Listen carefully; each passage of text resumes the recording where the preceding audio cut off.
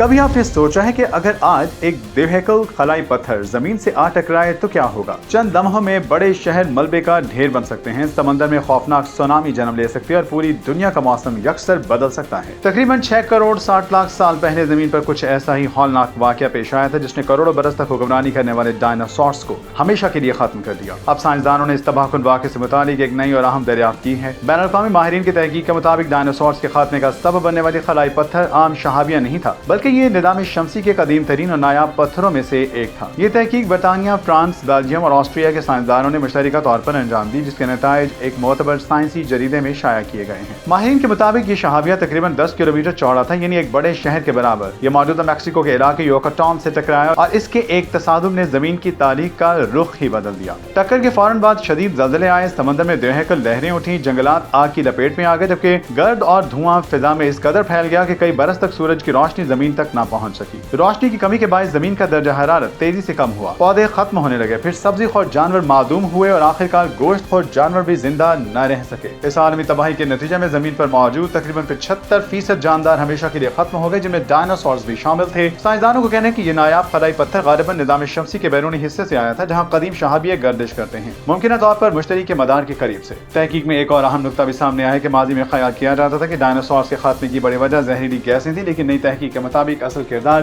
ان بے شمار باریک ذرات نے ادا کیا جو تصادم کے بعد فضا میں پھیل گیا اور برسوں تک سورج کی روشنی کو روک کر زمین کے ماحول کو شدید متاثر کرتے رہے۔ یعنی صرف ایک خلائی پتھر کے زمین سے ٹکرانے نے پوری دنیا کے ماحولیاتی نظام کو بدل دیا اور ڈائناسور سمیت لاکھوں اقسام کے جانداروں کو ہمیشہ کے لیے تاریخ کا حصہ بنا دیا۔ نئی تحقیق کے مطابق ایسا تباہ کن حادثہ کائنات میں انتہائی نایاب سمجھا جاتا ہے جو شاید اربوں برس میں ایک بار پیش آتا ہے۔